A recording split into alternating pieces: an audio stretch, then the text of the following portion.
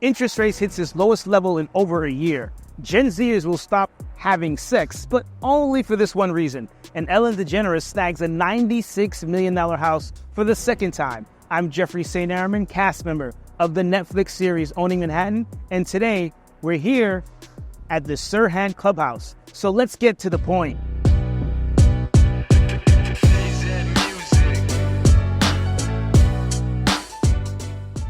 So we're inside the Sirhan house in front of the signature S side.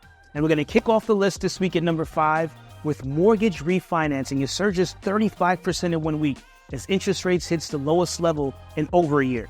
Now, it's taken a few weeks for current homeowners to realize mortgage rates had dropped dramatically. And when they did, they acted. Now, applications to refinance a home, it surged more than 35% last week. Now, they were up a whopping 118% when compared with the same week 1 year ago. So if you're considering refinancing, now is the time to do it. Coming in at number 4, times are hard for Gen Zers. Gen Zers are happy to give up sex if it means meeting their one goal, which is buying a home.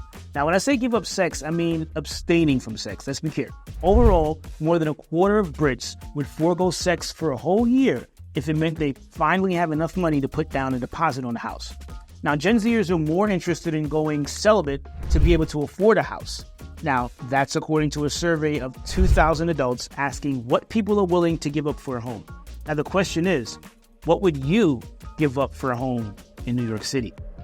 So we're here at the 3rd floor of the clubhouse in one of our soundproof booths where we close our $1 million deals. Now, let's move on. Taking on the number 3 spot, Ellen DeGeneres gets $96 million for a Blufftop, California home. The TV personality paid about $70 million for the property just 2 years ago. Now, Ellen DeGeneres and mining magnate Robert Freeland, they've swapped California properties, which is really crazy. The property Ellen purchased comprises of basically 2 parcels totaling about 10 acres with a roughly 8,000 square foot house with exposed wood beams, a cabana, and a guest cottage. All that just for $96 million. On the 2nd floor of the Sirhan Clubhouse where agents work, and as you can see, most agents are out working on deals as we speak. All right, so let's move on. Taking on the number 2 spot this week, a $95 million mansion hits the market in Manalapan, Florida. Now, this is a significant increase from its original purchase price. The seller, celebrity developer Joe Farrell, whose clients include Madonna and Justin Bieber. Now, Farrell paid $32.5 million for the property in January, only to tear it down and build his own thing. Now, the new construction, it's an oceanfront home and it's on South Ocean Boulevard. It's slated for completion in October of 2025. I can't wait for the big reveal because I know if he's doing it, this is going to be something really special. In one of our conference rooms here at the office, and I have an agent behind me working diligently in the background, so I'm going to get straight to the number 1 spot. And essentially, it's all the realtors around the country are bracing for this new world come August 17th with the NAR Settlement Deadline. The settlement kind of splits the Big Apple across trade groups, outer boroughs, and MLSs.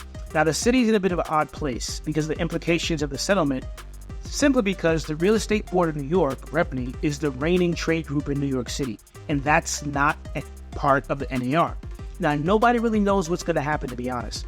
The complications posed by REPNY membership doesn't apply to agents in the outer boroughs, so that's like South Brooklyn, Staten Island, and Queens, because they're all MLS members.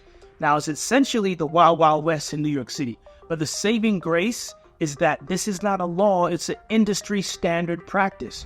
So we'll see how the industry adapts to this standard practice, and we'll just have to figure out how it all plays out in New York City. And that's it for our top 5 real estate stories this week.